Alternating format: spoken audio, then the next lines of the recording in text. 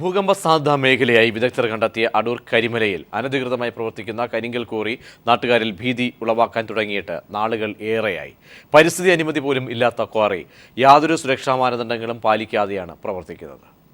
അടൂരിൽ 2012-ലുണ്ടായ ഭൂചലനത്തെ തുടർന്ന് കരിമല ക്വാറിക്കെതിരെ നാട്ടുകാർ ശക്തമായ പ്രതിഷേധവും പരാതികളുമായി രംഗത്തെത്തിയിരുന്നു. പരാതിയുടെയും പ്രതിഷേധത്തിന്റെയും അടിസ്ഥാനത്തിൽ വിദഗ്ധ സമിതി നടത്തിയ പരിശോധനയിൽ ഭൂചലന സാധ്യത നിലനിൽക്കുന്നതായി റിപ്പോർട്ട് നൽകുകയും ചെയ്തു.